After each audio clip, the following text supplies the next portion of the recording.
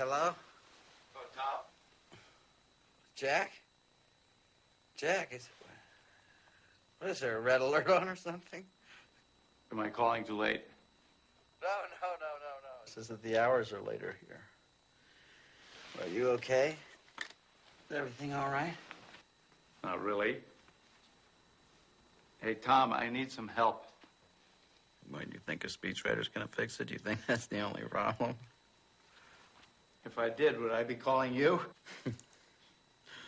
Look, I'm sorry I missed your presidential campaign. I just thought it was nuts. It looks like the voters agreed with you.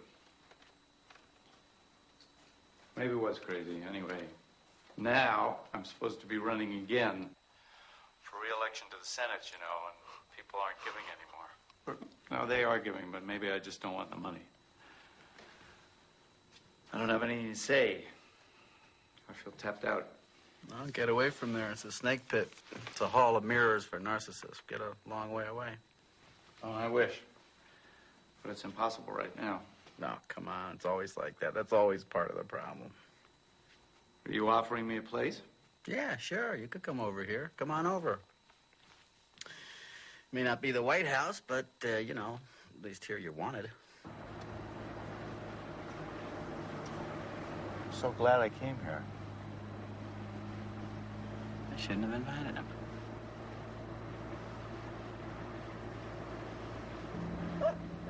Incredible. Look, there it is again.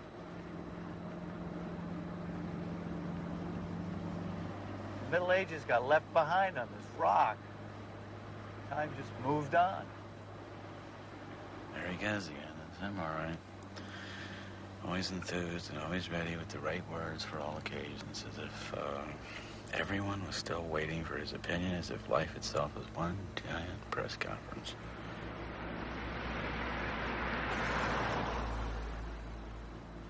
Maybe that's all there is to his public persona. Maybe I've been fooling myself these last 20 years. Always looking for the real guy behind the facade. Maybe the facade is the real guy. This is amazing. Sure it is. Everything's always amazing to this guy. God, why am I bitching all the time? Maybe it's just a premonition that this trip's gonna be a disaster. I can't say that I need Jack's company at this time in my life. I'm residing quite contentedly in my own midlife crises. Thank you very much. This is about as far away from Washington as I could possibly get. Thank you. There he goes. That's why he irritates me, and that's why I love him too. The states, the whole shebang. Behind the innocence, there may be a calculating politician, but behind the politician, there's an innocent. He's still American enough. He doesn't lie well at all. He means it. You want to stop the car and get out and take a look around?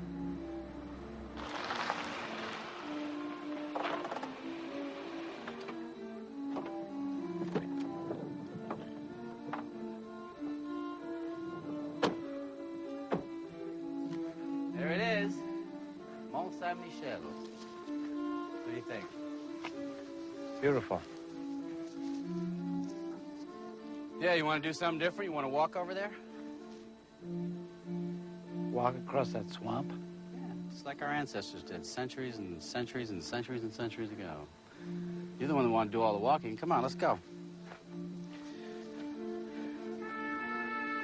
Maybe your ancestors used to do this. But unless my mother likes me, I don't have a problem.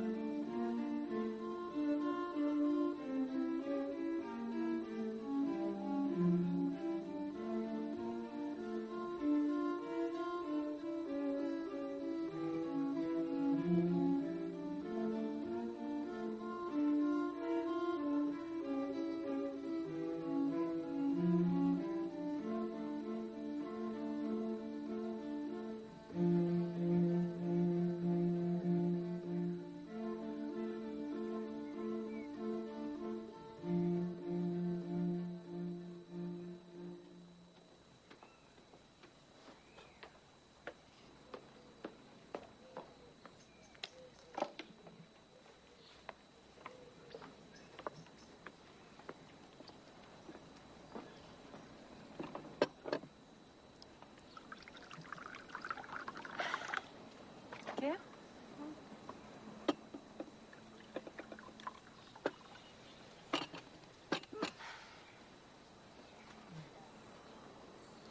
So are we gonna do something today? I thought I'd finish my book. But you always have a book to read. I'm bored. Where's Roman? I don't care what Roman is doing. You know, I wanted to do something with you. I shouldn't have come. I should have just done something with Dad. Come on, kid. You just stayed cooped up in this medieval island just reading your books. You know, you're not even aware of what's going on around you. You could be anywhere. It wouldn't even make a difference. You should just go out more, meet some people. Yeah, I will. I'm going. Bye.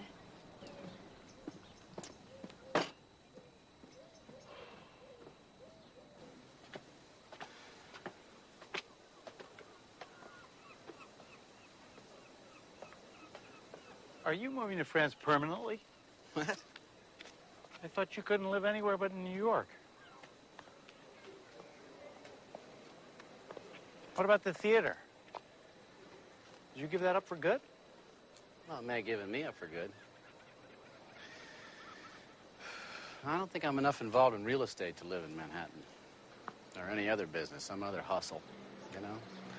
I lived in New York when I was young inside of it. My friends and I were more interested in our work than in our investments. We weren't invidious, we were nurturing. And then, you know, alimony, the IRS, being denied the right to parent my own child, custody. They brought reality in, and hey, who needs it? You know, when Richard Nixon got on that chopper in 1972, I think the fight went out of all of us, didn't it? The big business took over and set the agenda, and boy, when you buy into big business, when you buy into that, man, you got to emancipate yourself from your morals, or you live a life of squeamishness. Is this our same old argument? I lost my morals, did I? Just automatically by going to work on things and staying inside the system? Whoa, Jack, you're taking me a little personally. I was talking about myself. I was saying that I got a little squeamish, you know? You know, I know a lot of people that work at a lot crasser jobs than you do, and they're happy, you know? They're happy, they're healthy, they're not depressed, they enjoy the material blessings. Me, I couldn't handle it. I couldn't stand it. I just couldn't. You know, Confucius say of the 39 steps of escape, the best one's flight, so I fled. And here I am in France, where I can pull down my pants. I'm enough of a retarded romantic, I guess, to believe that France is still a place where you can get away and think. So I'll stay. I guess. Or I won't. We'll see. This place is like a fairy tale. How did we wind up here? I bet there's some secret plan of yours behind all this. You know, I bet I could say the same thing about you. No, I just thought you might like to come here to discover that precious quality that the world so desperately lacks. Vision. Perspective. Perspective, Jack. This is why the dead are placed in the middle of the town among the houses. Death is a part of life, not separate from it. But you will see there aren't enough graves for all the generations of Mont-Saint-Micheliens, so Every decade or so, the bones are dug up so new bodies can be buried here. And since they believed you will need your bones again on Judgment Day, they placed them nearby in the charnel house. Oh, that's disgusting. I like cemeteries. And in the back there, in the church, there is a relic of a saint. What's a relic? Oh, maybe a shaving of the saint's fingernail or a scrap of the saint's teeth. Tell me, Jack, how do you expect to govern these people, That's a good question. You know, there was an Italian premier once. This was just before Mussolini. Somebody asked him if it was difficult to govern Italians. He said, difficult to govern Italians? No, not difficult. Only useless. You didn't say that on the 6 o'clock news. No, but I thought it night and day. Maybe that's why I lost. Anyway, did they really think that their bones would keep until Judgment Day? Well, you got to remember that for them, Judgment Day was right around the corner. They expected it almost hourly. Just like us. I wouldn't say so. Judgment Day for us is different. Not exactly. I think Judgment Day for us is an interruption, a violation, a break in our concept of time. The bomb, the big one, you know? Judgment Day for them was kind of the ultimate day off, not the ultimate off day. They didn't have clocks. There wasn't any mechanical time. Time was season to season, dawn to dusk, Sabbath to Saint Day, and everything led towards Judgment Day. Judgment Day was the reason that everybody was alive in the first place. Judgment Day was a day of deliverance. It's kind of like, you know, Sunday when you get the times delivered. Time was sacred. They'd ring a bell in the morning, they'd ring a bell in the evening, and those moments would change a little, but basically the rhythm of their era was so different from ours that I don't think that we could even imagine it.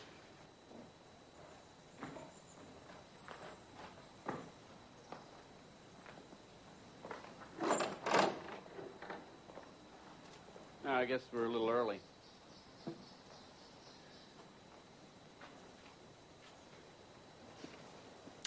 No saint stands alone. What? No saint stands alone.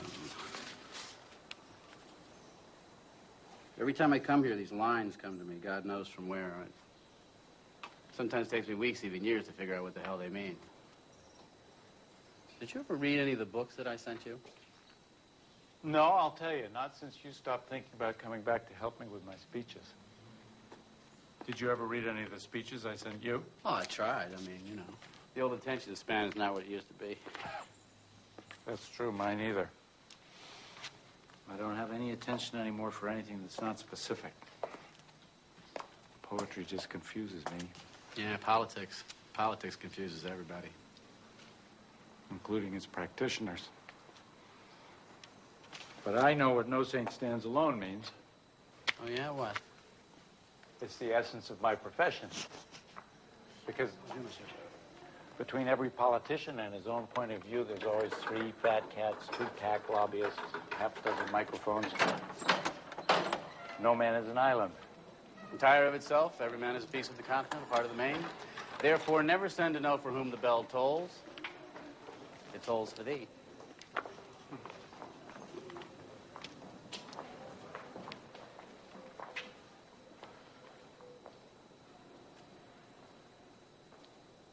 Can't you just feel the place watching you?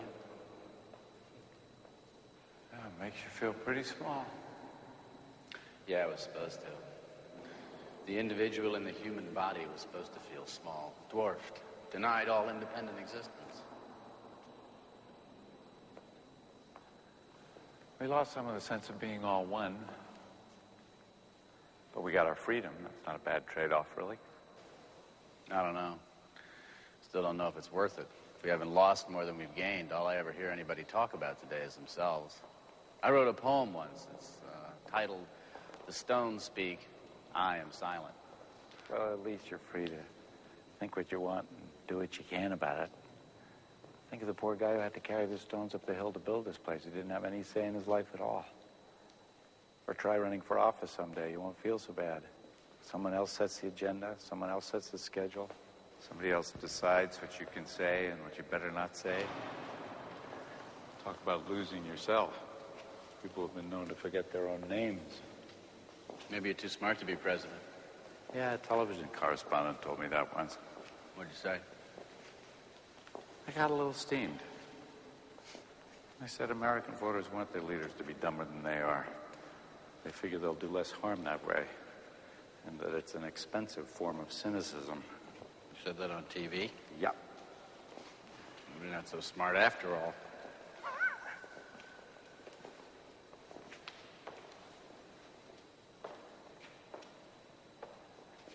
We go through here. It's up here. After you.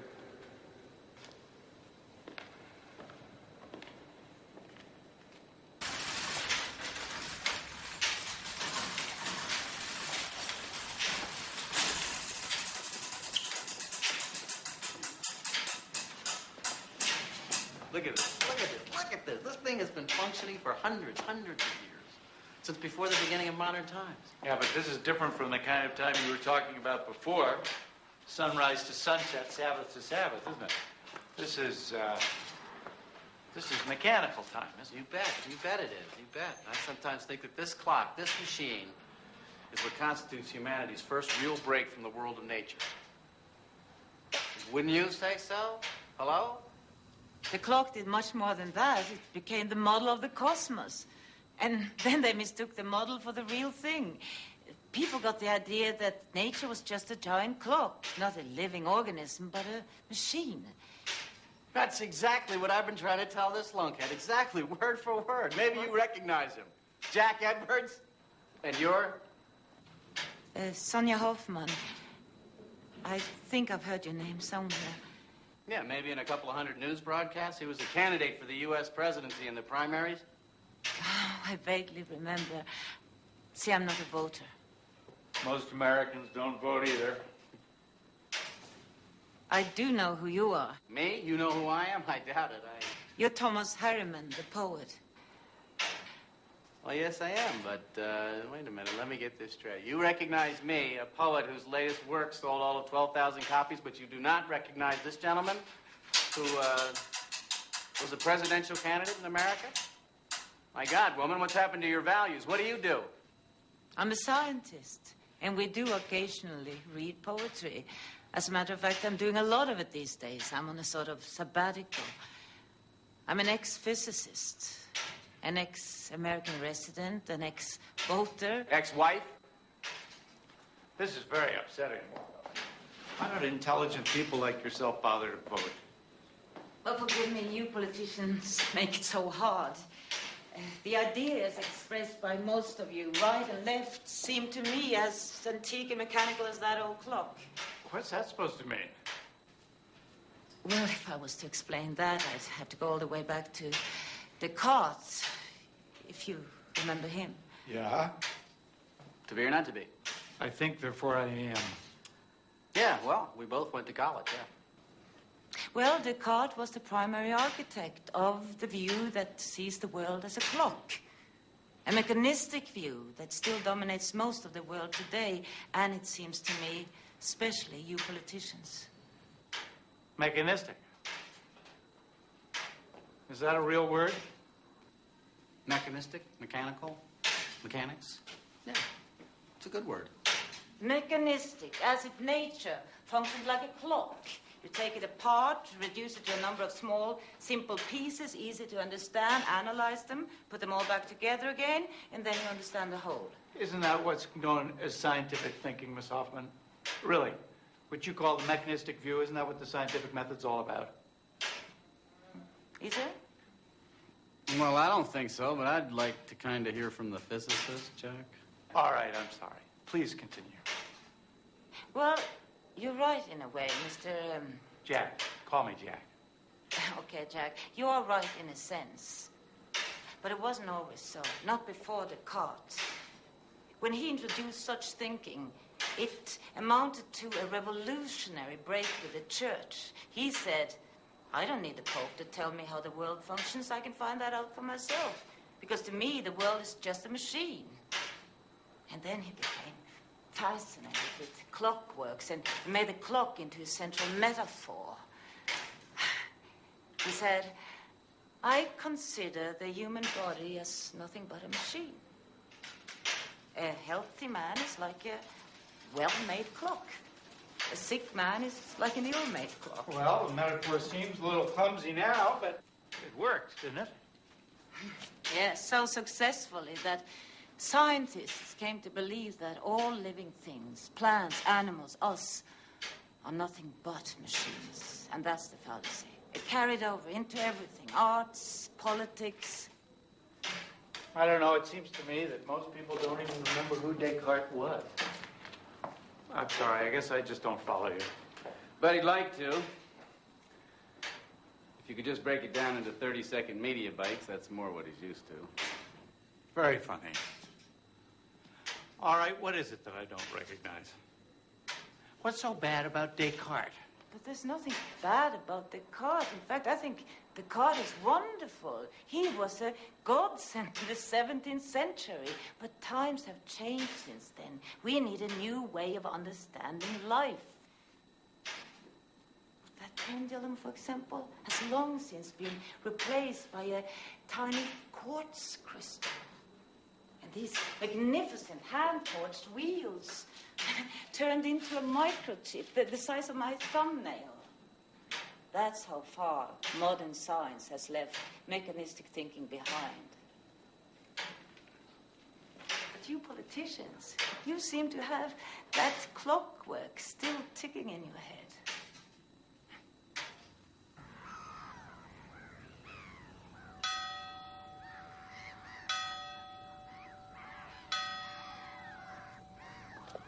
Keep on going, Sonia. Don't stop. Who knows? You may just have that vital piece of information that we Pauls, venal and stupid as we are, have been missing out on all along. Well, there you go, thinking in terms of pieces. Pieces are all we get of the picture, only fragments. Come on, give me some examples. Well, let's take the population problem, for example. You can't solve it by looking at different forms of birth control in isolation. Research has proven again and again that the most effective form of birth control is not a pill. It's economic and social gains which will reduce the desire for large families. That's true. Do you know that in our world, every day 40,000 children die from malnutrition and preventable diseases? That's every other second. It's now, now, and now. But the short lives of these children cannot be seen in isolation. They're part of a whole system involving the economics, involving the environment, and more specifically, involving high levels of third world debt. How's that? The burden of frenzied borrowing is not falling on those with foreign bank accounts, nor on those who created the imbalance. The burden is falling on the already deprived. 3 years ago, President Nyerere asked the question, must we starve our children to pay our debts? That question has been answered in practice. And the answer has been yes, because since he asked, hundreds and thousands of little children in the third world have given their lives to pay their country's debts. And millions more are still paying interest with their malnourished minds and bodies. Oh. Take Brazil. Do you know that they are destroying the Amazon rainforest at the rate of one football field a second? Now. Why? They're trying to pay their national debts with cattle and land speculation. They don't even have time to sell the timber, so they're setting fire to the woods. And our barren forests are one of the main causes of the global warming, the greenhouse effect. And in the meantime, we are pouring our money into the arms race. See, you cannot look at one single of our global problems in isolation, trying to understand it and solve it. Of course, you can fix a fragment of a piece, but it will deteriorate a second later because what it was connected to has been ignored. We have to change everything together at the same time. The ideals, the institutions, the values. All of this sounds kind of familiar. Do you two know each other? Is this a setup? Well, all right. What do I think of this? Yes, the problems are complex, but you're just looking at the dark side because so's our capacity to respond, isn't it? Communications, data banks, technology. We already have the tools to deal with a lot of these problems, even if they are more complex. Candide himself, the eternal optimist. But don't you see that all these new technologies, they're causing more problems than they solve? In medicine, for example, there's been an overwhelming increase in technology, but the costs have spiraled concurrently. It's become medicine for the rich. And public health hasn't improved significantly, although public health would improve dramatically if we just changed our eating habits, for example. But instead, the experts are occupied with making artificial hearts. But if our agribusiness had fed us better instead of chopping down the rainforests in order to make cattle ranches, in order to produce more and more red meat, which is one of the direct causes of heart attacks, then maybe we wouldn't have to spend so much of our money on artificial hearts, and so on and so on. Well, this is all examples of interconnectedness. But Sonia... All right, supposing that you're right and everything is connected to everything else, as you say. Still, you've got to start somewhere, don't you? So that's the real political question here. Where do you start? By changing the way we're seeing the world. You see, you're still searching for the right piece to fix first. You don't see that all the problems simply are fragments of one single crisis, a crisis of perception. Oh, good. The world is coming to an end, and you say it's a crisis of perception. I'm sorry, that's a little abstract for me. And all of this stuff about modern medicine, all your criticisms. I mean, I may be a doctor's son, but you have to admit that this mechanistic medicine has been pretty successful. Well, up to a point. But simply by blocking the mechanisms of a disease doesn't mean healing it. I mean, it's like in politics. It's just shifting the problem to another sphere. Are you going to help me in this, or are you going to leave me stranded out here in this argument by myself? I'm going to leave you stranded. I'm going to leave you stranded. Okay. A person goes to a doctor today with recurring attacks of gallstones, and the doctor takes the gallbladder out, and lo and behold, the pain goes away. Now, you could say that the doctor is working from a poor perceptual model, that he just concentrated on a part of the clock that wasn't working and removed it.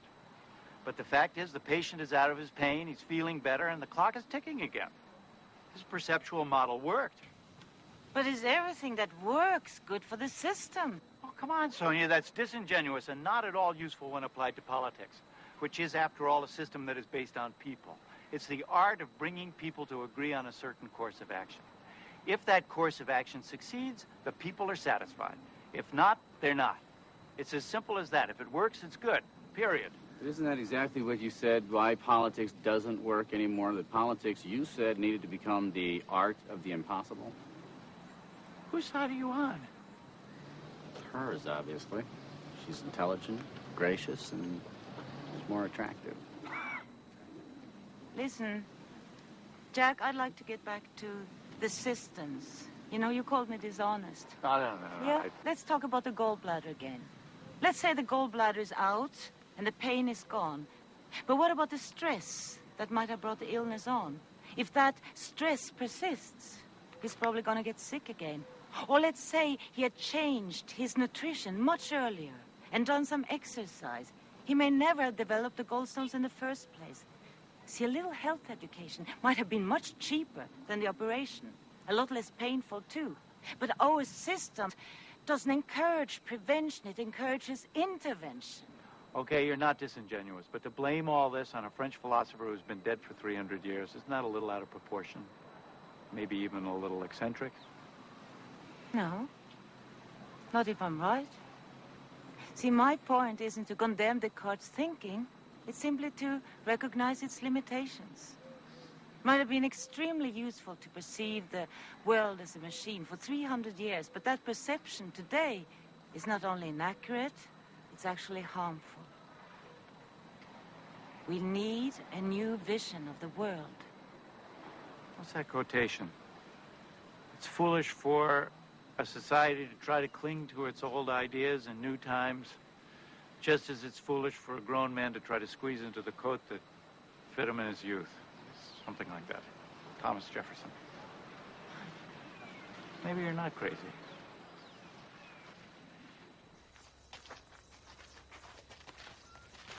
I don't know, Sonia. This new vision of the world might just be some sort of millennium madness, some kind of St. Vitus's dance of the mind as we approach the year 2000. No, everybody's aware now. We can make ourselves extinct at the press of a button. And we're soiling every square foot of land, sea, and air. That water looks clean, but it's not, is it? Not really. Nothing is. The English Channel is one of the most polluted bodies of water in the world.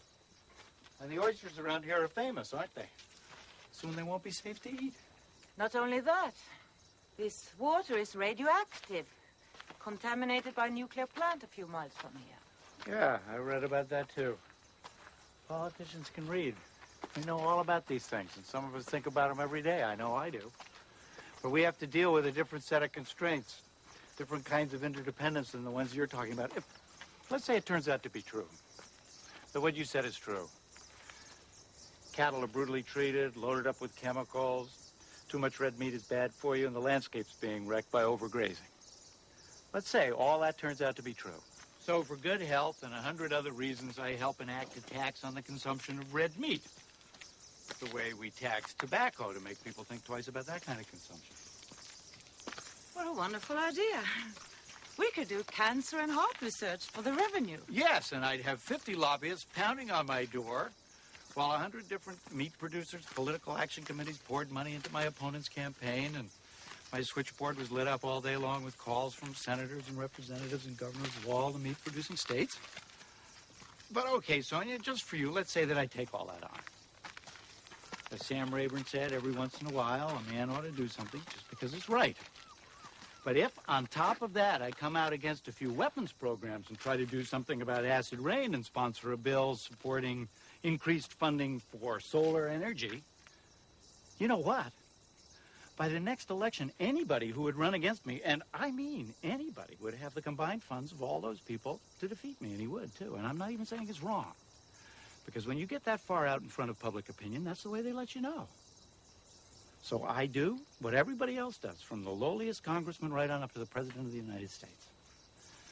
I pick a few crucial issues that I think are crucial, a part of your whole, and I persist and persist until I get somewhere if I'm lucky. And for the rest, I mark time. I wait. I go along. I trade off. But this is why I don't vote. Excuse me, it's what we've been talking about. You get people to eat less red meat, and then you do something like paying off the farmers, buying up surplus butter and subsidizing its price. So if we don't get a heart attack one way, you'll just find another way to give it to us. Well, I agree with you. We wouldn't contradict each other, or we wouldn't contradict ourselves so much if we didn't do things piecemeal. But, you know, there's something a little scary, maybe something even a little cruel about your theoretical exigency here. I mean, are you going to be the one who tells everyone what's good for them? Are you going to tell a farmer that there's something wrong with the goals that he and his family have pursued for generations and then, what, just shut them down? You know, maybe we are beaten up all day long by private interests, but at least our government is now stays close to what people perceive to be their needs. Look, the world changes faster than people's perception of it. Wouldn't it be a challenge for a great political leader to bridge the gap, to inform, to allow us to feel responsibility? Anyway, the people don't trust you politicians anymore. At your last election, only 50% of them even bothered to vote. Yeah, getting them back would really require a politics of the impossible. What a great campaign slogan. Where were you when I needed you? I'd vote for it. Oh, good. I get the poet vote. Ah, politics of the impossible. Yeah, you might get my vote, too. Great. Add to that the support of all well-informed but non-participating women living on medieval islands, as Mel Victor is.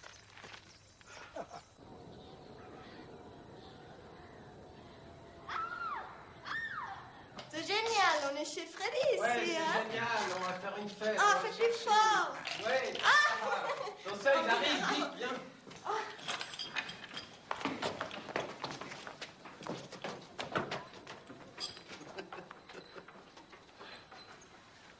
Why does that make me angry? Oh, probably because they don't want to have anything to do with us. They don't believe in us. There isn't really any reason why they should, Jack, except their own eventual aging. Nah, I don't even notice where they are. They think this is the movies, but this room is absolutely contemporary. Everybody's got a torture chamber now. They don't even notice. Are you going to say this is part of your crisis of perception, too?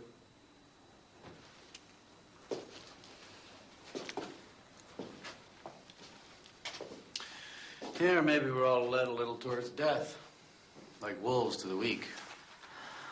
Or maybe people are just shits.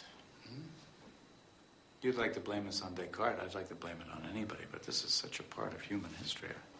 Well, I don't know about Descartes, but I do know that Francis Bacon presided over the witch trials of King James I at a time when millions of women were tortured or burned for practicing folk medicine or worshipping pre-Christian goddesses or simply because they were unusual. I would probably have ended up on the stake myself. See, I don't believe it was a metaphor when Francis Bacon wrote that nature had to be hounded in her wanderings, bound into service, made a slave. He even said that scientists, with their new mechanical devices, had to torture nature's secrets out of her. Did you notice how he uses her when describing Mother Nature? As if nature was nothing but a witch.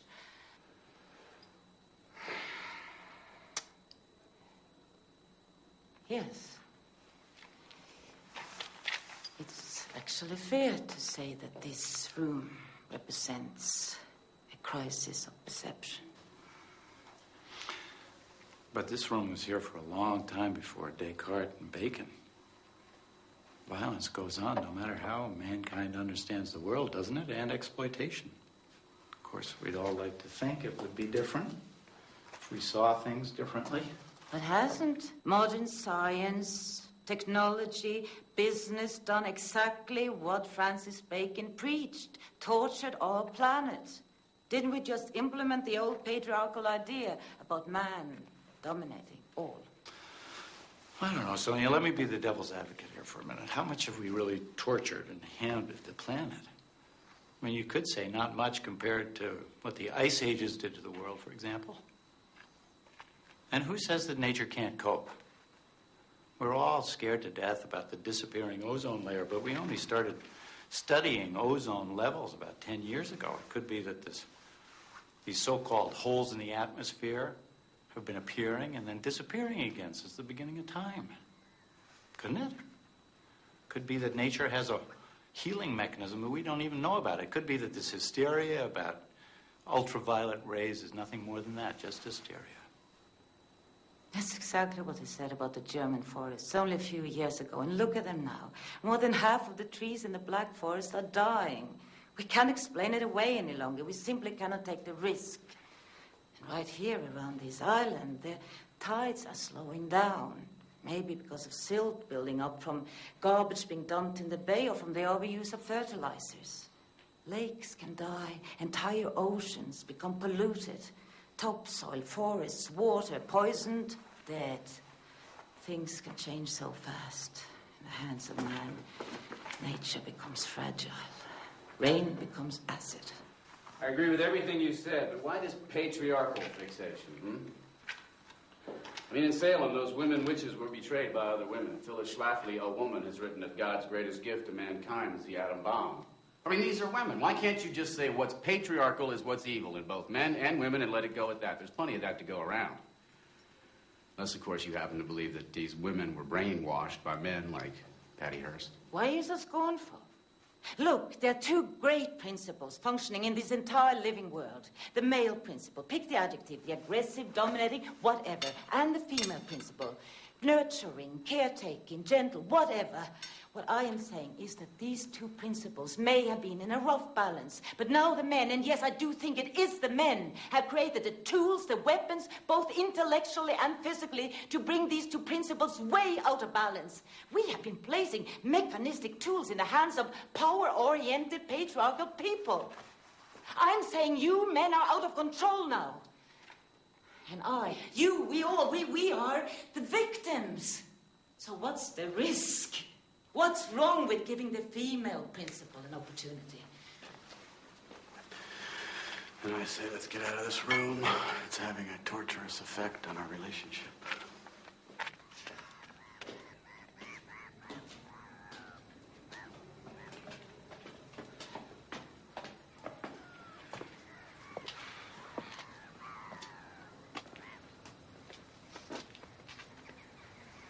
Look, Sonia, I'm sorry if I ruffled your feathers down there. I just,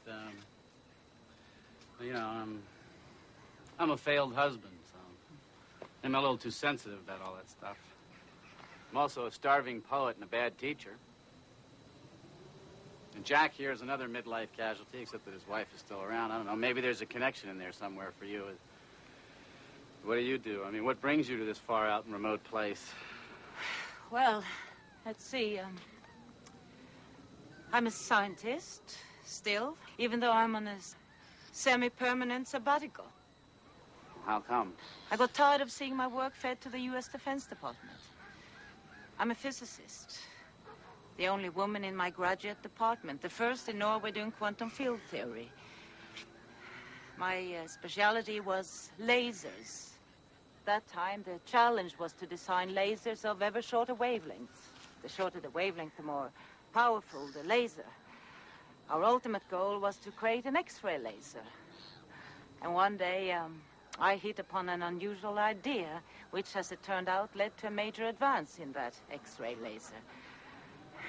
Well, when you do something like that, science treats you very well.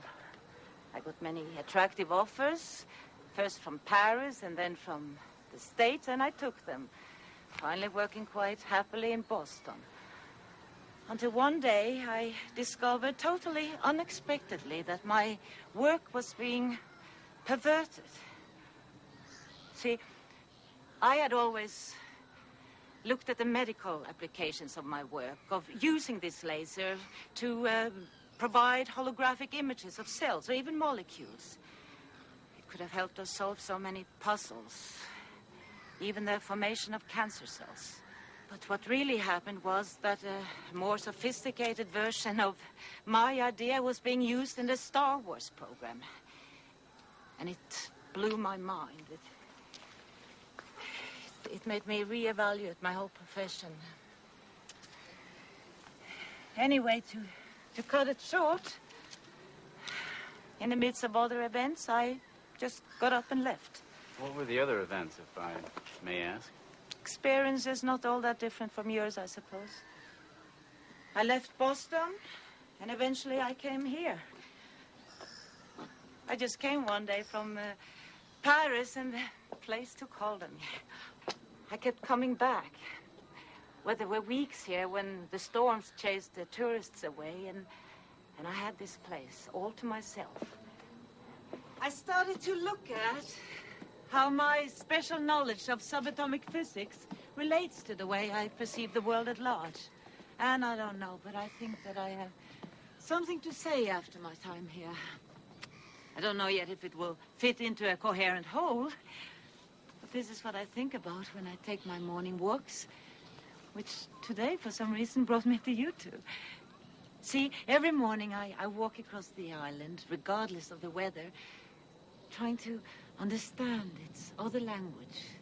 The stones speak, and I am silent.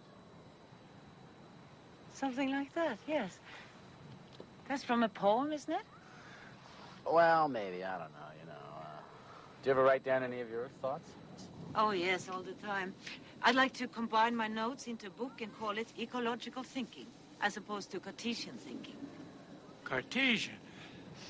Yeah, Descartes wrote in Latin. His Latin name was Cartesius, hence Cartesian. Really? I thought it meant map-like, like a map. No, you didn't. You thought it meant like a la carte. Yes, like a menu. Then his name would have been Menusian. I'd like to offer this ecological way of thinking as a new way of looking at things. Help us overcome this crisis of perception. See, what I found here is that to think in an ecological way simply makes more sense of everything. It gives me a much firmer grasp of reality. It gives me strength. Knowledge is power?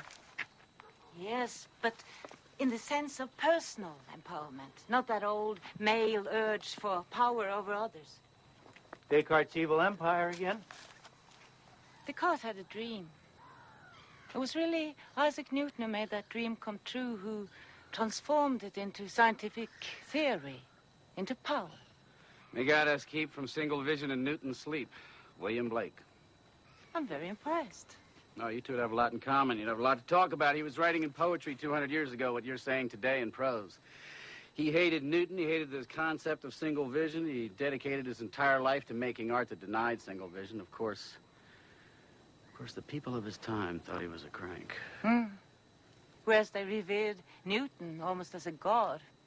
By reducing all physical phenomena to the motion of material particles, the motion caused by the force of gravity, he was able to describe the exact effect of gravity on any object with precise mathematical equations.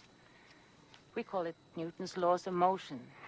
Really the great achievement of 17th century science.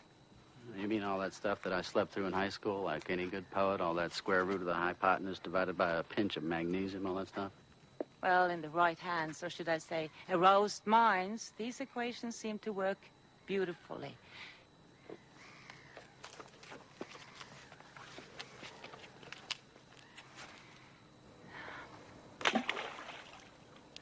I could use Newton's equations to calculate and explain every motion of that throw, from the ballistic curve to the ripples in the water. See, this was a feat so impressive for the time that Newton's mathematical system immediately established itself as the correct theory of reality, the ultimate laws of nature. Descartes' dream of the world as a perfect machine was now an established fact. It brought with it such wealth of benefits for people. People could do things they'd never been able to do before. It was irresistible. And, of course, the old notions of the world as a living organism was swept away. So what's wrong with Newton? Kit. Well, this is my daughter, Kit, and her friend, Romain. Kit, this is Thomas Harriman. How you doing? And this is Jack, Jack Edwards. Yeah, Jack Edwards. Nice to Hi. meet you. Hi. What do you think of this new ecological view of your mother's? That's okay.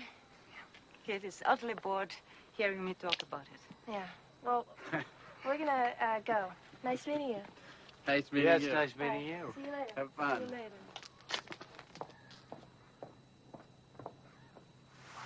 Oh, so she's living here with you? No, she's in her first year in college. She's on a break. But right now, yes, I think she's utterly bored living here with me. I understand that. I have two of my own. Yeah, I have one. You know, it's no accident that Turner painted light when he did, or that light became the inspiration of the Impressionists. The nature of light became an obsession with the physicists, too. See, none of them could visualize how the light of the sun reached the earth. Why? What is the nature of light? To understand the nature of light, you have to know what matter is made of. I thought it was made of atoms. What's an atom? Well, Newton thought it was small, solid particles. But that's not what scientists saw when they observed atoms for the first time. What they saw was totally unexpected and shocking. You mean when they discovered that atoms were made up of even smaller particles, a nucleus with electrons whirling around it? Not only that, they were moving in relatively vast regions of empty space. That's what shocked the scientists up. Atoms consist mainly of empty space. What does that mean, vast regions of empty space? Atoms are tiny. Yes, they are. This is what's so hard to visualize. See, the size of atoms is so far removed from our ordinary sense of scale and proportion that it's extremely hard to get a feeling for the relative sizes and distances of their particles. Ask yourself, how many atoms are there in an orange? Now, to answer this, you'll have to blow up the orange to a size where you can actually see the atoms. You'll have to blow up the orange until it's reached the size of the Earth. The atoms inside of it will then be the size of cherries. Myriads of cherries tightly packed into an orange the size of the Earth. Wow, what an image. I'm serious. I was trying to shrink the Earth orange back down into the size of an orange and imagine all those cherries whizzing around inside of it. It made me dizzy. This is a dangerous height to be dizzy at. But okay, you say that the atom is the size of a cherry and that in that cherry atom there's all this empty space. Well, what about the nucleus? There is a nucleus in there, right? I mean, how big is that? That's where we're going here, isn't it? Invisible is the answer. If we blow up the atom to the size of a football, the nucleus would still be invisible. If we blow up the atom to the size of a sphere that would fit into this room here, the nucleus would still be invisible. What if you blew it up to the size of this island, to the size of the rock we're standing on? Okay. We would blow the atom, the cherry, up to the size of this island. Okay, then the nucleus would be the size of a small pebble. Something like that. And the electrons would be much smaller still. We would have to look for them all the way down there at the edge of the island. And the whole space in between would be empty. Wow, that's fantastic. It's weird. It's even weirder in poetry. So what you're saying is that if there were a sphere large enough to contain this whole island, what it would actually consist of is a pebble and a few grains of sand. That's all this huge sphere contains. In other words, nothing. It's empty.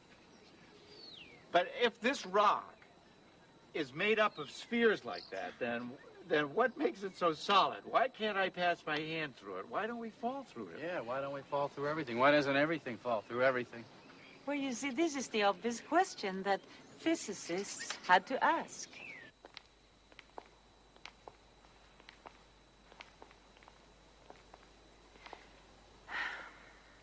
Now remember that all the Newtonian concepts were based on things that could actually be seen, or at least visualized. But what they were now finding in this strange and unexpected world were concepts that could no longer be visualized. And when they went on battling with this absurd phenomena of atomic physics, they were forced to admit to themselves that they didn't have a language, not even an adequate way of thinking to describe their new discoveries. They were forced to think in entirely new ways in terms of radically new concepts.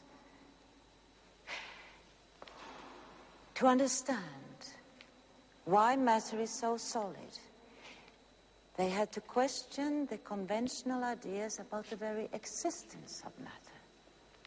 And after many frustrating years, they were forced to admit that matter does not exist with certainty in definite places, but rather shows tendencies to exist. Tendency? What the hell does that mean? Now, let's say we want to observe an electron out there. Now, we cannot say that it is in a definite place. We can rather say it has a tendency to be out there in the front rather than in the back.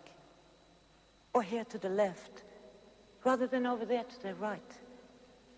In scientific language, we actually don't speak about tendencies. We speak about probabilities. I seem to remember voting for a bill in the Senate that gave some physicists a lot of money for a detector that they said would tell them exactly where an electron is. Were we being gypped? Not at all. The strange thing is that when you actually make a measurement of the electron, it is in a definite place. But between measurements, you cannot say that it is in a definite place or that it has traveled a definite path from one place to another. You mean when you want to measure it, it just sort of shows up? Yeah. Oh, kind of like out-of-work actors or presidential candidates like Jack Edwards. What do you think? What do you think? Hey, tough guy. Yeah. Oh, my knees hurt. Okay, let me get this straight. You measure it and the electron is there. It shows up, like Thomas said. But in between measurements, you can't say for sure that it's in a definite place, or even that it went on a definite path from one place to another. So how does it go from here to there? It moves, doesn't it? No. You mean it stays in the same place? No. Well, wait a minute. Either the electron moves or it doesn't move. Well, you can't say that. Well, are you getting a feeling now of what these physicists felt? You see, an electron doesn't move from place to place, and it doesn't stay in one place either. It manifests itself as probability patterns spread out in space. And the shape of these probability patterns changes with time, something which might seem like movement to human perception. Are you saying that the electron sort of gets smeared out over a large region, and then when you measure it with the measuring gun, it collapses into a small point? You got it. You see, all subatomic particles, electrons, protons, neutrons, manifest this strange existence between potentiality and reality. So at the subatomic level, there are no solid objects. No, they are not. Well, if there are no solid objects at the subatomic level, how are there solid objects at any level? That's the amazing thing. This simple question, what makes this rock so solid, goes way beyond our power of imagination. I mean, I cannot explain this to you in visual terms. Of course, I can do it in mathematical equations, but there's no metaphor for it. How can you live in a world that's unmetaphorical? I mean, you have to perceive reality in some way. I mean, this is solid. Okay. Let's take an atom from within this granite, a silicon atom with its 14 electrons.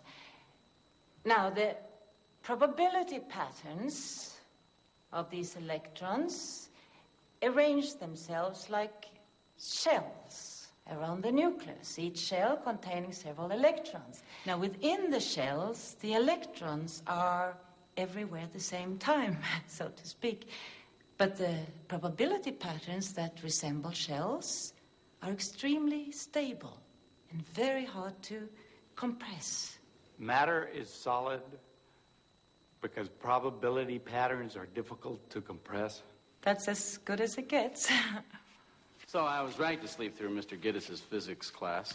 That little model he made out of Tinker Toys with sticks and balls, that was wrong, right? Right, wrong.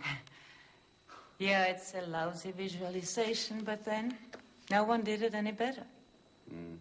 If the doors of perception were cleansed, everything would appear as it is, infinite. William Blake.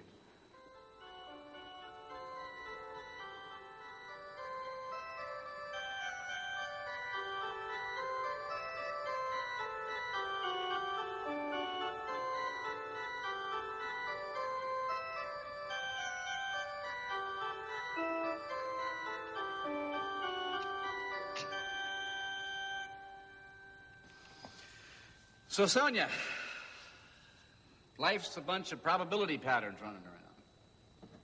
Probability patterns of what? Of interconnections. What? Well, what I'm trying to say is that these probabilities are not probabilities of things, but probabilities of interconnections. See, Jack, that's what she was trying to tell you. See, we tend to think of subatomic particles as some kind of small billiard balls or small grains of sand. But for physicists, a particle has no independent existence. A particle is essentially a set of relations that reach outward to connect with other things. What are those other things, please? They are interconnections of yet other things, which also turn out to be interconnections, and so on and so on. You see, in atomic physics, we never end up with any things at all. The essential nature of matter lies not in objects, but in interconnections. Ah! Everybody knows the chord. It's a third, the most basic of harmonies. Carries with it a very distinctive feeling, no? And yet, its individual notes carry none of that feeling. Therefore, the essence of the chord lies in relationships. And the relationship between time and pitch Makes melody. makes melody. Relationships make music. Relationships make matter, Music of the spheres. as Kepler said. And Shakespeare before him. And Pythagoras before him. Now, this vision of a universe arranged in harmonies of sounds and relations is no new discovery. Today, physicists are simply proving that what we call an object, an atom, a molecule, a particle, is only an approximation, a metaphor. At the subatomic level, it dissolves into a series of interconnections, like chords of music. It's beautiful. Yeah, but there are boundaries, aren't there? I mean, between you and me, for instance. We are two separate bodies, aren't we? That's not an illusion. Is it? Are you saying that there is actually a physical connection between you and me and between you and the wall behind you and the air and this bench? Yes. At the subatomic level, there is a continual exchange of matter and energy between my hand and this wood, between the wood and the air, and even between you and me. I mean, a real exchange of photons and electrons. Ultimately, whether we like it or not, we're all part of one inseparable web of relationships.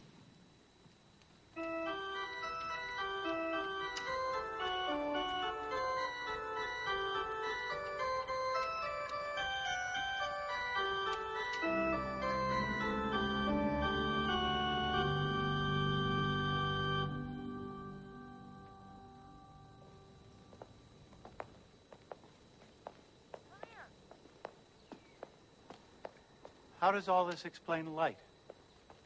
Yes, finally. Light. Now, light doesn't need a medium, because although it travels in waves, it also travels as particles.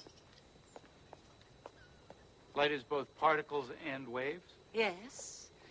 But the particles of light, which we call photons, are of a very special kind. Unlike other particles, they never stand still. They never speed up. They never slow down. They always travel at the same speed, the speed of light. And the waves are not ordinary waves, like water waves.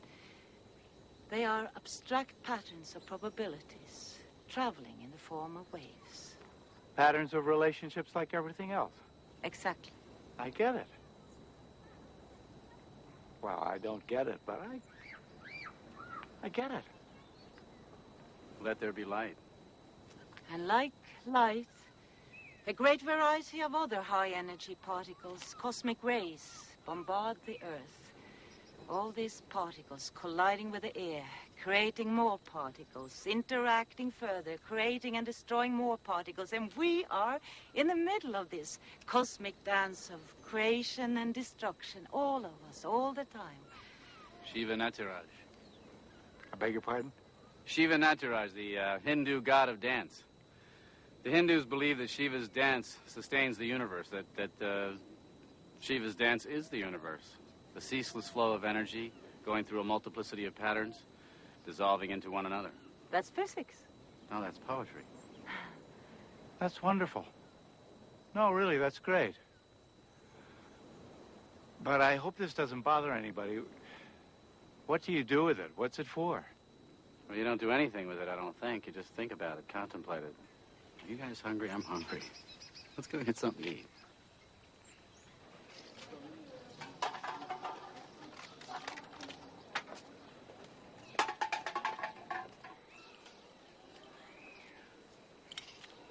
How can they do that here? Yeah, I mean, how can they do that anyway? It's your fault. What? Well, okay, it's not your fault. It's physicists' fault. They made the bomb. You can't blame littering on the bomb. Why not? The bomb made the whole planet disposable. Littering is an expression of powerlessness. Like, hey, what difference does a little more crap make? It's all going anyway. Kaplowy, you know? Maybe you're right.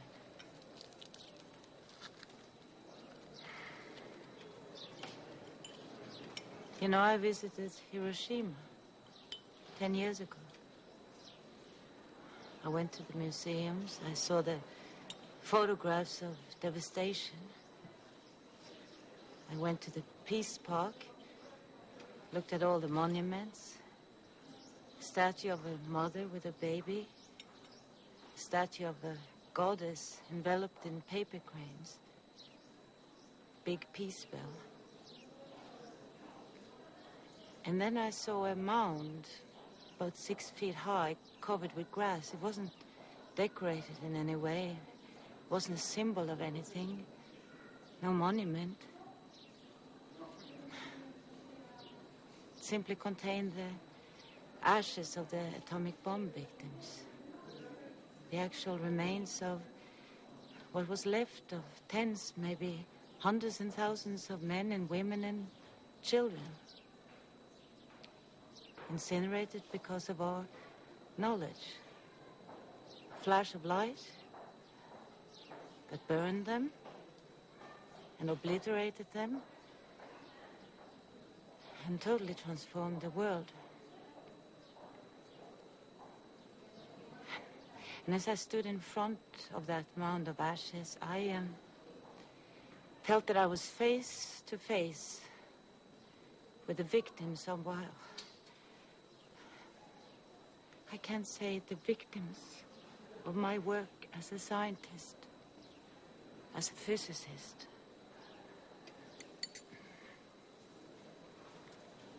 I cried.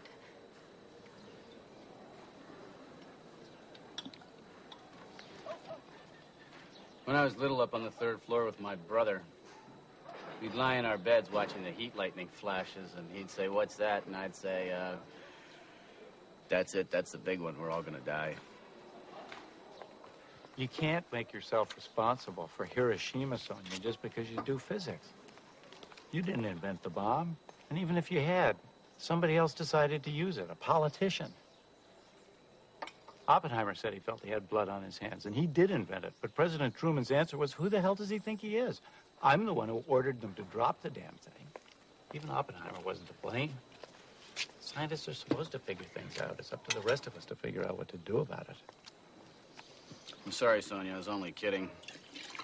Maybe littering is more an expression of poor toilet training. I don't know. Maybe we could change the subject. There's no accountability for scientists, as there is for other professions. Why aren't we obliged, like medical doctors, to not use our knowledge destructively? It's not that simple, I don't think. Oppenheimer said he had blood on his hands. He had regrets after the fact. I have regrets because of my X-ray laser. See, I'm responsible for the consequences of my discovery. You know, we never talked about responsibility at the university, not at my time. We never discussed ethics. We were never taught value thinking. No one induced upon us the wisdom of the American Indian tribes who made all their important decisions with the 7th generation in mind. We were never taught to think about the future that way. We were taught in our closed rooms that we were doing pure science in the pursuit of pure truth, the noble pursuit of pure truth. Well, that's what science is, Sonia. Don't be so hard on yourself. No, that's what science was, maybe. But pure science hardly exists today. The scientist isn't sitting in his lab anymore, choosing to work on what fascinates him most. Science is expensive. The Pentagon, who pays most of it, decides what is fascinating. 70% of all science done in the United States today is paid by the military. We give our knowledge away without thinking about the values, without thinking about who is responsible. Well, but there is oversight. I've served on some of those oversight committees. Scientism is an irrational belief in the truth of science. It's become a religion today. It's not a good religion, but it is a dominating religion. And people, of course, who see what miracles physicists are able to achieve, like going to outer space or splitting atoms or making bombs, believe that scientists who are so powerful also must be very wise. And so they don't question their work anymore. And they leave their own responsibility in the hands of these people they envision to have this power of knowledge. And although they know that scientists are doing scary things in the shadows, they just hope that they will be careful. And then scientists hand over their responsibility to those who are paying them. And I know what happens when you hand over your responsibility to those who pay you, like I did with my laser. It broke my heart. If you're worried about the possible dangers of genetic engineering, who do you go to for advice? You have to ask a scientist. He's the only one who understands. And you pretty much have to take his word for it, too, because often you don't know even what questions to ask. Science should welcome your questions, because science itself should question everything. You know, these oversight committees hold hearings from time to time where the public is invited to comment. Maybe you should be there. A person like you might be able to do some good. He's still running, only the Terminator can stop him. Should we get the check? I'll pay. Oh, no.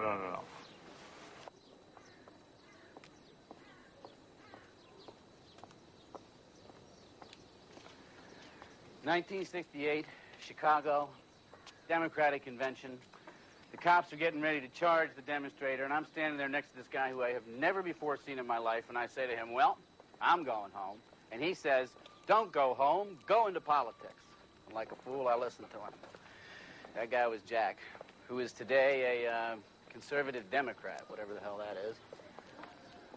I was working for a delegate. I wasn't even a demonstrator. I was just trying to get into the hall. Then the cops charged the crowd. We all got tear gassed. I broke my nose. We all spent the night in Mayor Daley's jail. Whatever happened to all those people? Jesse Jackson got most of them. The rest of them went to sleep. I don't mean politically, Jack. The primaries are over, okay? I mean personally. I mean, whatever happened to them? Where do they go? Where do they live? What do they do? Well, I don't know personally, but politically, the Green Party got them, at least in Europe. Peace activists, the environmentalists, the feminists, the old student left. The Green Party got them all. What happened to them, really? I think it proves that ecological thinking is getting stronger and stronger. People who see the whole picture, who see that all these questions are related to each other. She's back. Yeah, and Gorbachev? Gorbachev, was he at the Chicago demonstration?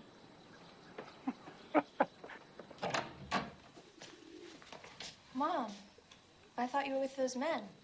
Yeah, they're out there. There, Mom.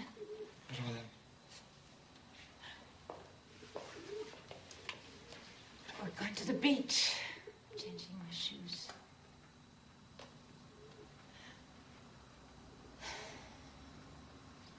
What's the trouble?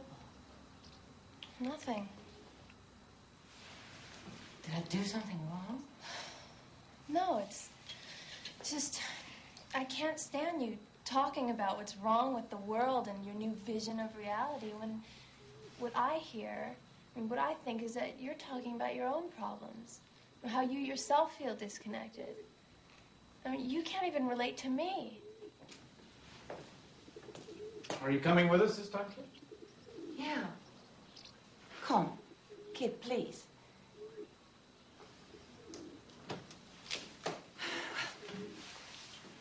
Do you mind if I go? No. Mom, I like Jack. Be real with him. Don't bore him to death. Kid, he's a married man. It could do you some good.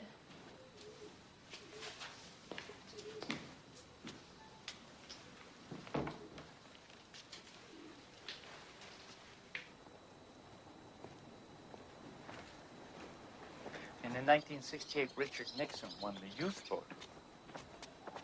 1980 and 1984, Ronald Reagan did the same thing. Majority of Americans are very conservative. You know, I think we are dealing with a historical process that's so deep that even Americans won't be able to resist it much longer. When I look around in the sciences, I see the same patterns emerging everywhere, the same notions of holism, the same thinking in terms of processes instead of structures. It's happening in America, too, because once something takes hold in the sciences, it will spread. It always has, whether we like it or not. I'm glad to hear you say that. I thought you'd given up on America.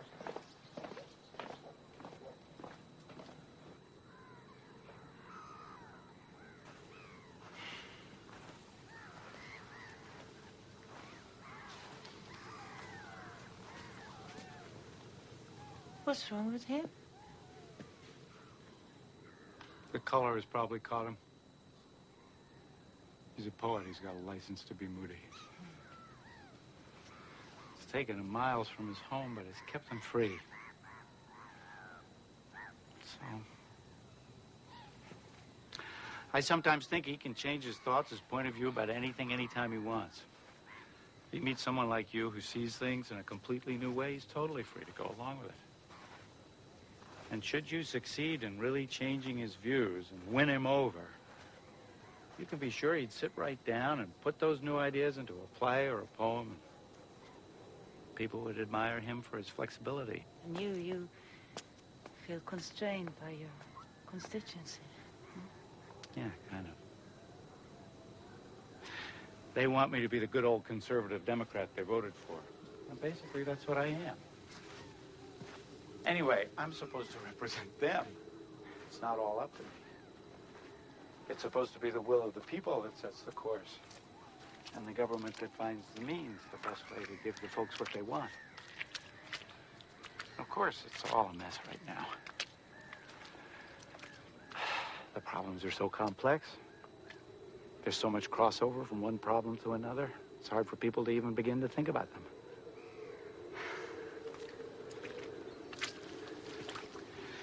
But still, I think Thomas Jefferson was every bit as great a mind as Isaac Newton was. I doubt if there's been a better form of government anywhere in history ever. And of course, getting into politics is nothing to be ashamed of. To me, it's still the biggest challenge there is. But things are changing faster and faster every day. A few years back, the greenhouse effect was just a theory, and now we're just not keeping up. But Sonia, the question is, can your ideas change that? Hasn't a lot of what we've been talking about been discussed and recognized already, and all recognized in all the environmental legislation? Clean water in 72, clean air in 77, 12, 14 years ago, and we're still falling behind. So can your ideas make these things move faster? I mean, if you're going to wait for most of the people to be ready to go along with you before you move, which is what you have to do. I'm sure you're not a secret lover of dictatorships, but wouldn't it take some kind of totalitarian regime to put ideas as comprehensive as yours into effect? So, how does all this translate into politics, or doesn't it? Is this just going to be the best conversation I've had in months, or is there still a chance you can get me elected president? That's what I'd like to know. Jack, you're still asking me for a program. I'm trying to make you embrace a vision. But you just want to know what the packaging is. I'm a practical man. I'm from Missouri. I thought you were from the East Coast. That's an expression. It means show me. Devising policies, that's your job. I do think that as long as you continue looking at things through that old patriarchal Cartesian Newtonian lens, you're going to miss out on what the world really is. You, we, all of us, we need a new vision of the world, and we need a more comprehensive, more inclusive science to support us. There is a new theory emerging now, which places all the ecological concepts we've been talking about into one coherent scientific framework. We call it systems theory. The theory of living systems. Living systems? Mm-hmm. All living organisms as well as social systems and ecosystems. See, this theory would help us get a much firmer grasp on the sciences that deal with life. Are these all your own ideas, or do other people share them? I mean, has this been applied in the sciences anywhere? Am I a crank? It's okay, Senator. This is real science. And many scientists, including some Nobel laureates, have been working on these ideas. Prigozhin, Bateson, Maturana, just to mention a few. Yes, it is science, but of a new kind. Instead of concentrating on basic building blocks, the systems view concentrates on principles of organization. Instead of cutting things to pieces, it looks at the living system as a whole. How can you think usefully about things in this holistic way? That's what I don't see. You can contemplate them, you can look at them, as Thomas says. But if you want to do something, if you want to get into specifics, by definition, don't you have to take things apart? How can you talk usefully about a tree without talking about its roots or its leaves or its bark? Well, I could. Without even naming the parts you mentioned. Well, a Cartesian would look at a tree and conceptually take it to pieces. But then he would never really understand the nature of the tree. A systems thinker would look at a tree and see the seasonal exchange between tree and earth, earth and sky. Would see the annual cycle, which really is one big breath the earth takes through its forests, providing us with oxygen. A breath of life, linking the earth with the sky and us with the universe. A systems thinker would look at the tree and see the life of the tree only in relation to the life of the whole forest. Would see the tree as a habitat for birds, a home for insects. But if you look at a tree and try to understand it as something separate, you will be bewildered by the millions of fruits it's producing in its lifetime, because only 1 or 2 trees will grow from those fruits. Though if you look at the tree and see it as a member of a larger living system, that abundance of fruits will make sense, because hundreds upon hundreds of forest animals and birds will survive because of them. Interdependence. And the tree cannot survive on its own either. To draw water from the ground, it needs the fungus that grows at the tip of each root. And the fungus needs the root to survive, and the root needs the fungus. If one dies, the other dies. And there are millions of relationships like this in our world, each depending on each other for life. The systems theory recognizes this web of relationships as the essence of all living things. Only the uninformed would call such a notion naive or romantic, because this dependency we all share is a scientific fact. A web of relationships. Yes, but this time it is the web of life itself. The theory of living systems actually provides you with an outline of an answer to that eternal question, what is life? Okay, Sonia, let's hear it. What's life? Well, in system language, the answer would be the essence of life is self-organization. What's so funny? What is life, ma'am? Well, life is self-organizing. I mean, it's very nice. That's very, very, very, very, very, very nice. That's very nice, ma'am. That's very, very nice. That's very nice. But I don't know. It just sounds to me like something out of Alice in Wonderland. Maybe there's somebody down here that speaks your language. Jabberwocky? You know, as Merlin once said to King Arthur, don't dishonor your feast by rejecting what's come to it. Sit. What is life? Life is self-organized. Well, that's just extraordinary. Yes, it is. And it means something specific, too. It means that a living system is self-maintaining, self-renewing, self-transcending. What does self-maintaining mean? Well, it means that a living system, although depending on its environment, is not determined by it. Take the yellow fields of rye around this island. With all the rain here, those fields should be green all year round, but every summer they turn yellow. Why? Well, to use a metaphor, each plant remembers that it originated in the hot and dry climate of Southern Asia. It remembers, and not even a dramatically different climate can change its inner workings. Self-maintaining, self-organizing. I see. What about self-renewing? What does that mean? Take us. Like all living organisms, we are constantly replacing ourselves in continuous cycles.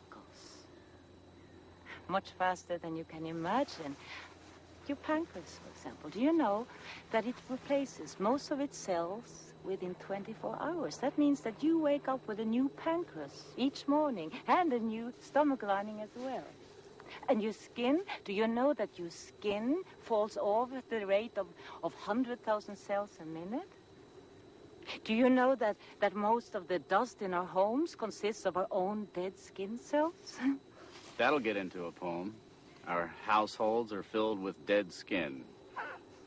But at the same time, as all these dead cells are being shed, just as many are dividing and producing new skin. That's self-renewing. As Heraclitus once said, a man can't step into the same river twice.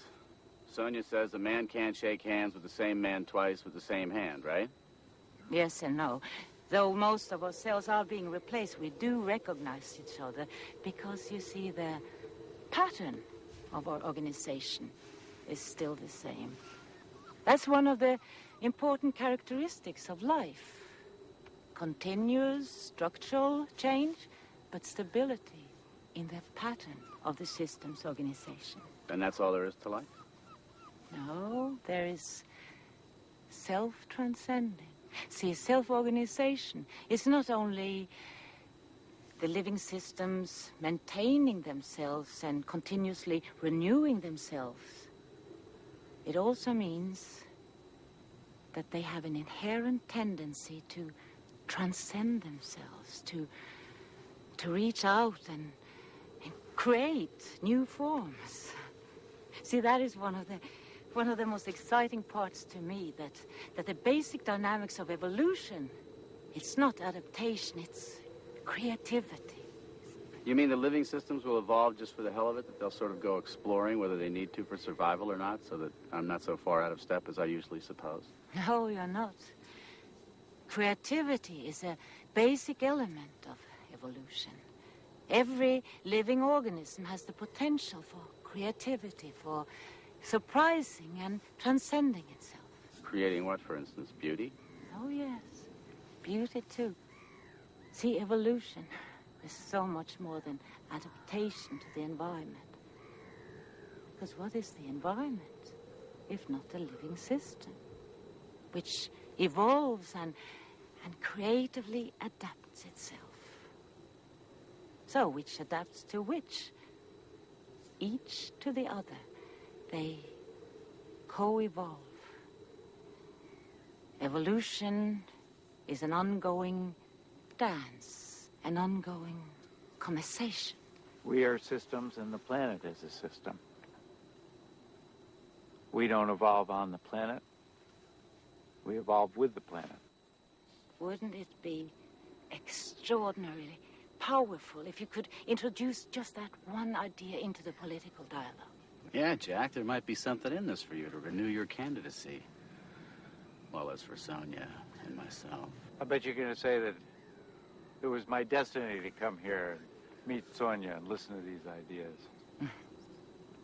What am I going to do about this? I come from a country where they use 40% of the world's resources to support 6% of the world's population, which makes the population so happy and peaceful that we're the world's biggest drug market. Half our teenagers contemplate suicide, and 1 in 5 girls has tried it. Would a systems thinker give nuclear energy a second thought? We're up to our necks in it, in all of its waste. And the most important issue of what you've just been saying is the obsessive pursuit of growth. Now that has to stop. I know. I've been all over this 100 times. Obsessive growth, pathological growth, destructive growth. But how are you going to get anybody to accept it? What am I going to do? Where do you start? We have to give importance to the next generation. And the next. See, it was only when we failed to include them in our scientific theories and in our pursuit of growth that we placed all living systems in jeopardy. Just contemplate that horrifying fact that we are leaving to our children the most poisonous of wastes, plutonium. It's going to remain poisonous for the next generation, and the next, and the next. In fact, it's going to remain poisonous for 500,000 years. We should never have accepted that theory, knowledge is power. We should never have accepted the idea that what's good for General Motors is good for America. We need a sustainable society, one in which our needs are being satisfied without diminishing the possibilities of the next generation. But you're asking me, what should you do? I don't know what you should do. You know what you should do. I know that what worked for me was to come here, be quiet, and take one thing at a time, think one thought to its end. Now, that was my first real step. Telling you was my second. You can't pass the buck that easily. How about doing something direct about this? How about helping me? How about joining my staff? What do you mean? I don't know. Finding a way to get these ideas of yours into the political mainstream. You say it's urgent. You say the ideas are practical. I'll give you a chance to prove it. Of course, it'll be frustrating work.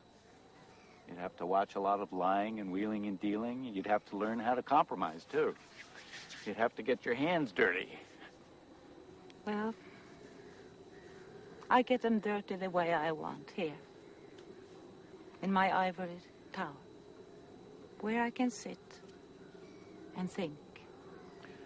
Something that Jack, with his tenacious pursuit of the common good, not to mention his own career, just doesn't seem to understand how an individual can want to get away. A long, long way away. Thousands and thousands and thousands of miles away.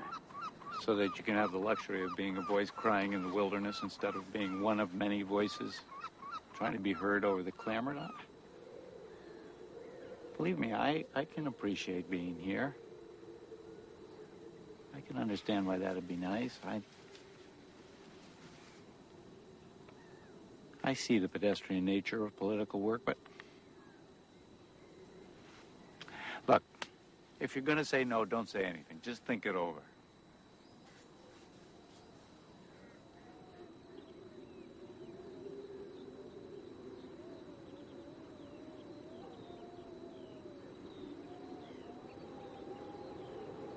What time does the tide actually come in? It'll be soon now. It's going to reach its all-year high today. You can go closer. Come. Thomas must like you. He doesn't usually have this much time for other people's ideas, do you? Well, not yours, maybe. No. That's not nice. Yes, I like her. I like you. Yes. A lot of guts. To come here, isolate, stay put, determined to figure things out until you had something to offer, a couple of sods like you and I. You know, a lot of people talk about doing things like that, but how many people actually roll the dice and do it? You could have stayed as long, read as much, and decided that you had absolutely nothing to offer. And isolation in and of itself is a very scary thing, Jack. So yeah, I like you. I like you too. very brave of you to listen. I'd been disappointed if you hadn't. That would have bothered me, but you know, Jack, I'm not so sure that strong-arming her into a Washingtonian office is exactly where she needs to be right now. In fact, it may be exactly where she doesn't need to be. What's eating you? Yeah, you're right. What is this, group therapy?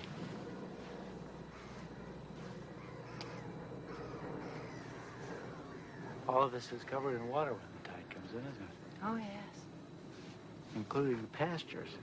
Must take a special breed of sheep to be able to graze around here at all with all this salt. And how could the grass grow without the manure and the sheep grazing on it? And I wouldn't be surprised if the people around here have a taste for salty lamb, so the people are in it too. The sea, the grass, the people, the sheep. You asked me what the lobster is weaving down there with its golden feet. I tell you, the ocean knows this. You say, who is the Asidia waiting for in its transparent bell? I tell you, it's waiting for time, like you. You say, who does the Macrocystis algae hug in its arms? Study it. Study it at a certain hour in a certain sea, I know. You question me about the wicked tusk of the narwhal, and I respond by describing to you how the sea unicorn, with a harpoon in it, dies. You inquire about the kingfisher's feathers, which tremble in the pure springs of the southern shores.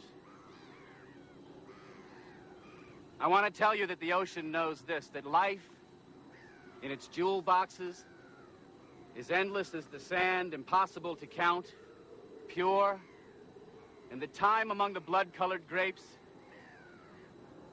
has made the petal hard and shiny, filled the jellyfish with light, untied its knot, letting its musical threads fall from a horn of plenty made of infinite mother of pearl. I'm nothing but the empty net which has gone on ahead of human eyes, dead in the darknesses, of fingers accustomed to the triangle, longitudes on the timid globe of an orange. I walked around like you, investigating the endless star. And in my net during the night, I woke up naked. The only thing caught? A fish. Trapped inside the wind. Pablo Neruda. Pablo Neruda! Does that remind you of anything? Walked around investigating the endless star? Isn't that what you do, Sonia? And in my net during the night I awoke naked. Isn't that what you do? Don't you take your net and throw it out into these far-out places of quantum physics and systems theory? And don't you find that the only thing you ever catch is your own self back again? Like a fish trapped inside the wind. Where are the other people in your system, Sonia? The ones you love. What about these tourists here that we feel so superior to? Aren't they too like fish trapped inside the wind? And I don't know, maybe even the feeling's more terrible for them because, you know, they don't have words to describe it. So tell me, Sonia, where are all of us in there? The real people with their qualities, their longings, their weaknesses. Where are you inside there, Sonia? Where's Kit? You know, scientists can tell us what life's internal metaphors are, whether they're computer chips or clocks. Politicians can tell us what forms our lives should take. But, I feel just as reduced being called a system as I do being called a clock. Life's just not condensable. You know, one group of people uses one set of words to change the world, then another set of people come along with a different set of words to change it, and I don't mind. You know, it's all the same to me. I don't mind a bit. It's like the seasons changing. And I like you. I like your timorous courage. I like the fact that you want to make the world a better place. God knows it could use it. And I like my silly friend Jack, who's crazy enough to think that he wants to be president of the United States. And as for me, don't mind me, I'm a fool. But remember, life feels itself. Life feels itself.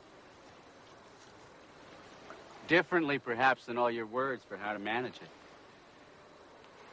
And even with the best intentions in the world, you'll go wrong if you forget that life is infinitely more than yours or my obtuse theories about it.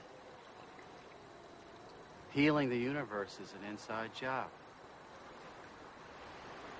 And you've helped me. And I love you. And I love you too. I love you both. Water. What a day! What a day!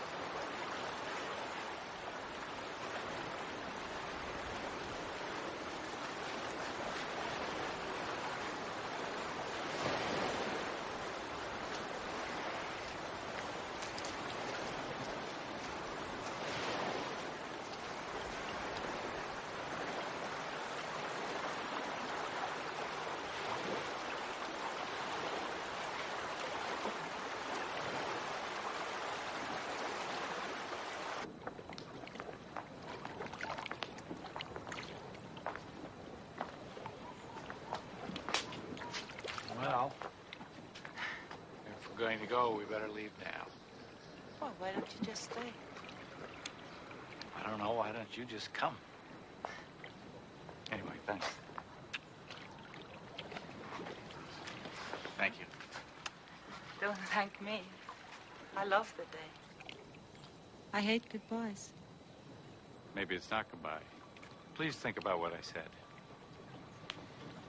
Let us know how the water rises. Does that matter? Of course it matters. Let it get all the way back to the line. Let it renew itself, right, Sonia?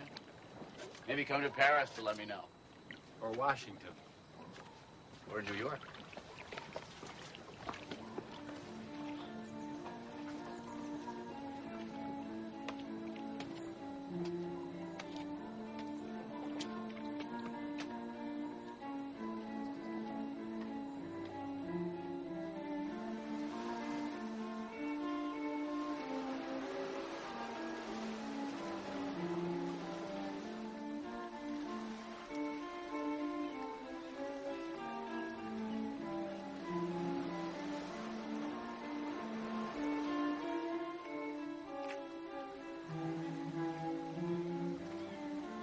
Where are the other people in your system, Sonia? The ones you love.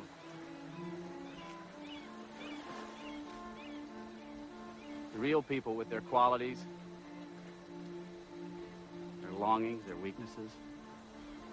Mom, are you okay? Where are you inside there, Sonia? Where's Kit?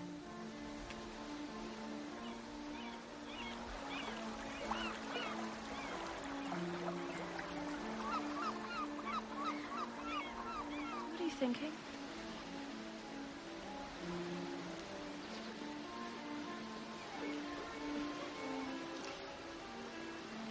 Shall we go home?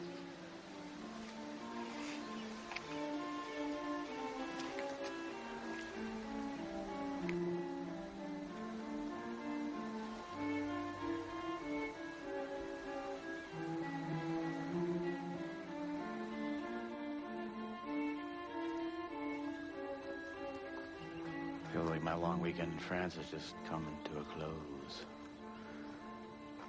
Maybe I, too, am tired of being a stranger, being outside a language and environment which lived, which resonated inside me.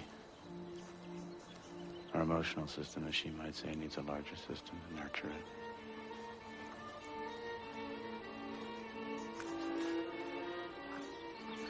Doesn't make any difference. You're locked in with the people you know. You need to belong somewhere.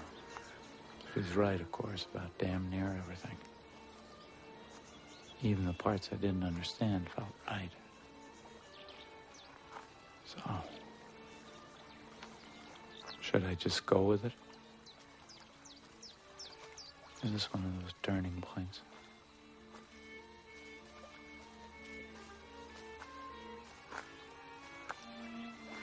You, the woman, I, the man, this the world. And each is the work of all. There's the muffled step in the sand, the stranger, the crippled wren, the nun, the dancer, the angel's wing over the walkers in the village, and there are many beautiful arms around us and the things we know. I don't know how the rest of the damn poem goes.